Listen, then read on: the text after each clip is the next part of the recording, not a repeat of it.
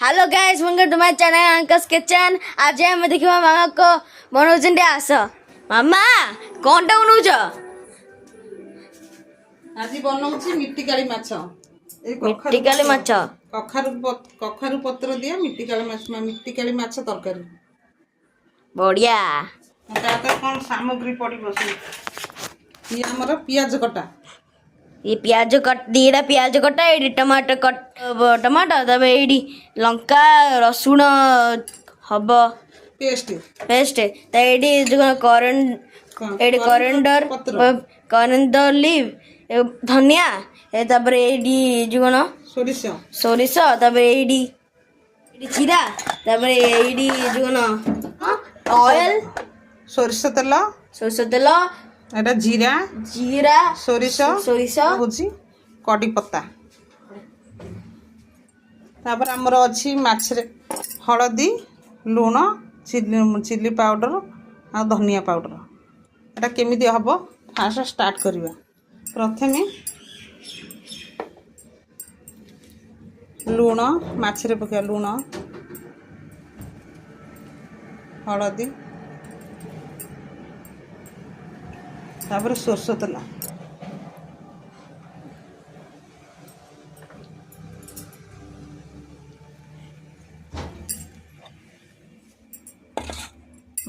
ଚକଟି ଦେବା ହେଲା। ମାଛଟା ଆମର ଲୁଣ ହଳଦୀ ସୋରିଷ ତେଲ ମିକ୍ସ ହେଇଗଲା। ତାପରେ ମସଲା ବଟା ହେବ। ଦେଖନ୍ତୁ ପଡ଼ିଲା ଏଇଠି ପଲା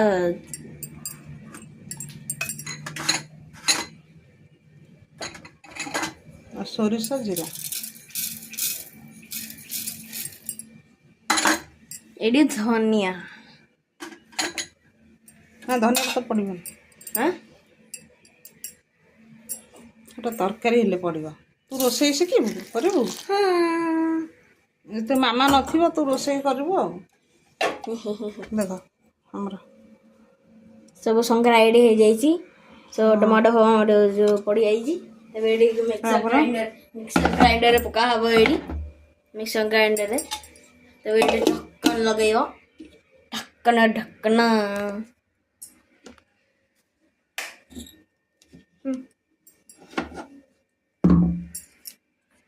ମସଲା ରେଡ଼ି। ଲୁଣ ଟିକେ ଆଡ଼୍ କରିବା। ଯେହେତୁ କଞ୍ଚା ଲଙ୍କା ବାଟିଛି ଟିକେ ନାକୁ ଚିଲି ପାଉଡ଼ର ଆଡ଼୍ କରିକି ତାକୁ ମିଶାଇ ଦେବା।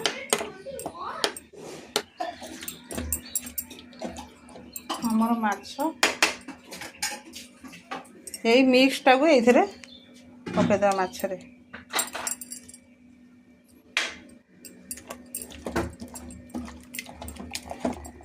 ତାକୁ ଏମିତି 15 ମିନିଟ୍ ଖଣ୍ଡେ ରଖିଦେବି।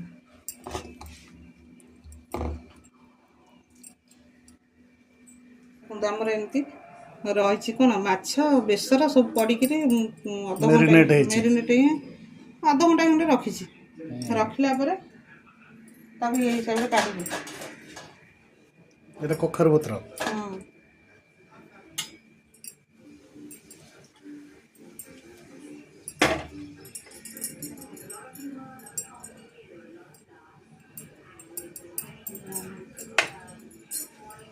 ଯେହେତୁ ଛୋଟ ଛୋଟ ପତ୍ର ମୁଁ ତାକୁ ଆଉ ଗୋଟେ ପତ୍ର ପକେଇବି।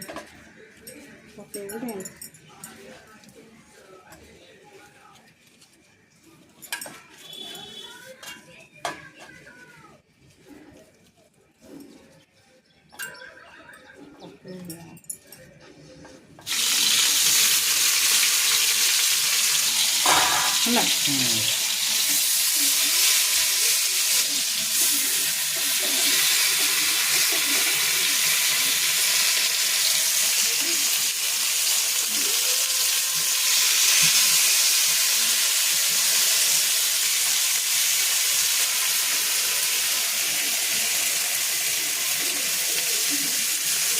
ঘোড়া মিলিয়ে আগুন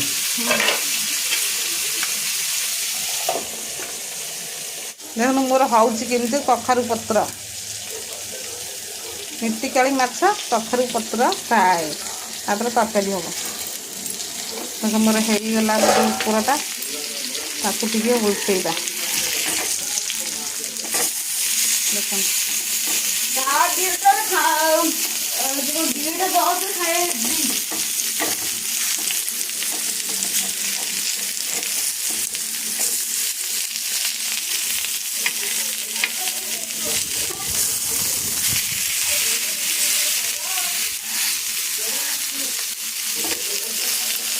ଦେଖନ୍ତୁ ଲୁକ୍ଟା କେମିତି ଆସୁଛି। ଦେଖନ୍ତୁ ତାପରେ ମୁଁ ତରକାରୀ ପାଇଁ ପ୍ରସ୍ତୁତ କରୁଛି।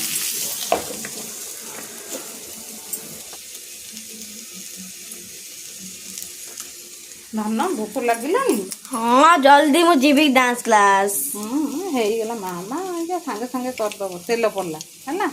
ଏଇଟା କ'ଣ? ତେଲ ସୋରିଷ ସୋରିଷ ତେଲ। ତାପରେ କ'ଣ ପକେଇବା? ତାପରେ ପଞ୍ଚୁ ଫୁଟଣ। ପଞ୍ଚୁ ଫୁଟଣ ତେଲ ଟିକେ ତାତିଯାଉ।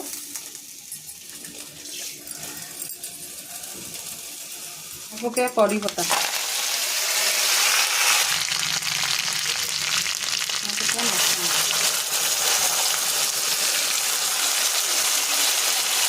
ଫୁଟୁତା ମୋ ଭଜାଟା ଦେଖିବା କେମିତି ହେଇଛି।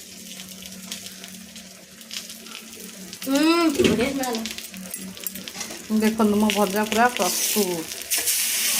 ତାକୁ ଚାହିଁଲେ ଆପଣ ସେମିତି ବି ପଖାଳ ହେଲେ ଖାଇପାରିବେ, ଭଜା ବି ଖାଇପାରିବେ। ଏମିତି ତରକାରୀ କଲେ ବି ଆହୁରି ଟେଷ୍ଟ, ଏମିତି ବି ଟେଷ୍ଟ, ତରକାରୀ କଲେ ବି ଆହୁରି ଟେଷ୍ଟ।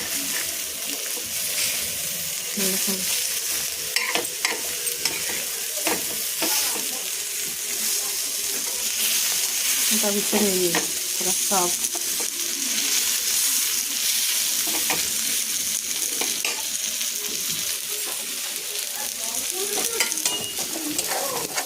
যেহেতু সরিষ মশলা পড়ুଛି বেশি কষা হবনি। ये ଆମର ହେଇଗଲା। ये ପକେଇବା ହଳଦୀ ପାଉଡ଼ର,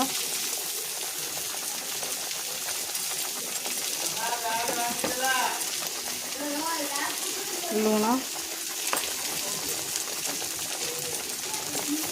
ଆଉ ଧନିଆ ପାଉଡ଼ର। କଞ୍ଚା ଲଙ୍କା ପକେଇଛି, ଖାଲି ଚିଲି ପାଉଡ଼ର ଟିକେ ନାକୁ ପକେଇବା। ଆଉ ରାଗ ହେଇଯିବ, ଛୁଆ ଖାଇପାରିବେ।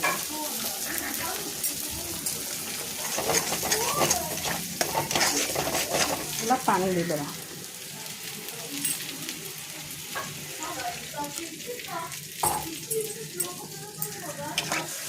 ଆଳୁ ଚାହିଁଲେ ବି ଆଡ଼୍ କରିପାରିବେ।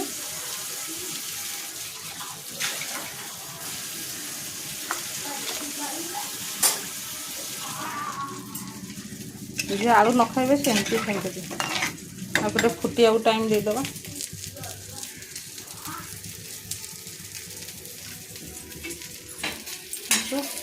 କାଢ଼ିଦେବା।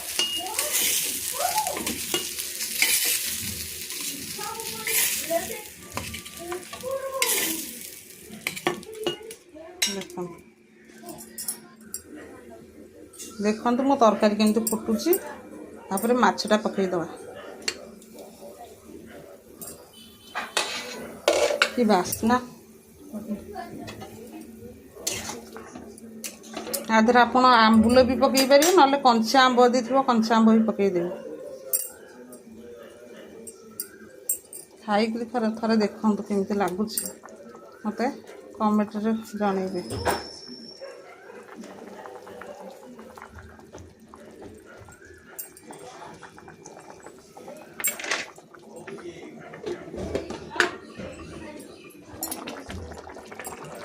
ତରକାରୀ ଫୁଟୁଛି, ମୁଁ କଞ୍ଚା ଆମ୍ବ ଟିକେ ପକେଇଲି।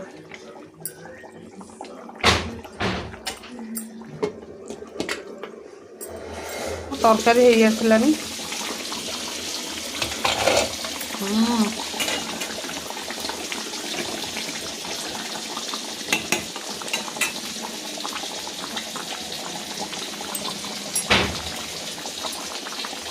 ଧନିଆ ପତ୍ର,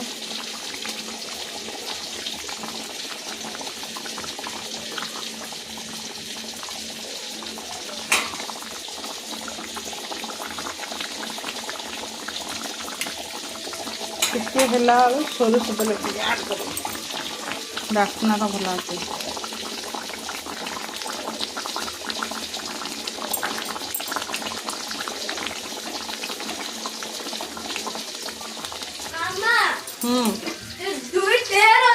ହେଇଗଲା ବା ନିଅ ଦେଖନ୍ତୁ ମାଛଟା ମୋର ଏମିତି ହେଇଛି।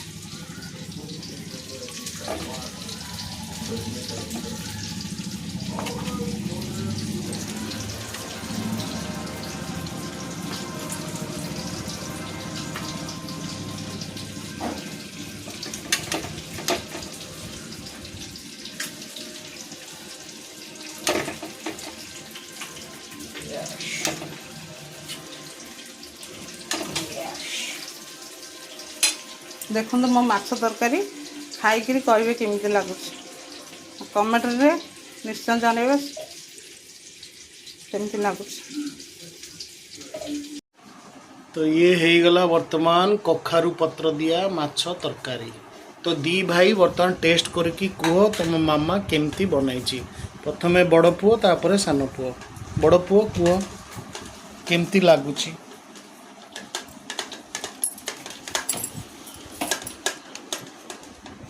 ଖାଅ ଖାଇକି କହୁନ।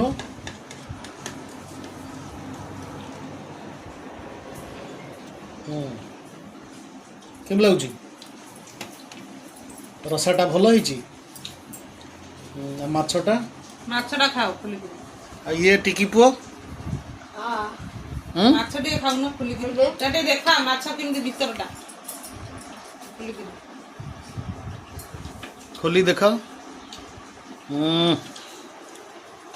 ବଢ଼ିଆ ହେଇଛି ଗୋଳି ରାମ୍ପି ଦେଇଯାଅ ଦି ଭାଇ। ହଉ ଠିକ୍ ଅଛି କ'ଣ କହିବ ଦର୍ଶକ ମାନଙ୍କୁ କ'ଣ କହିବ ଟିକେ ପୁଅ କ'ଣ କହିବ। ଆପଣ ବି ये सब घरे बना के खाओ तब तक के लिए लाइक सब्सक्राइब कर देना तब तक के लिए बाय। ବଡ଼ ପୁଅ କ'ଣ କହିବ। ଆପଣମାନେ ଘରେ ବନେଇ ଖାଆନ୍ତୁ ଲାଇକ୍ ଆଉ ସବସ୍କ୍ରାଇବ୍ କରି ଯାଆନ୍ତୁ କମେଣ୍ଟ କରି ଜଣାଅ। ଓକେ।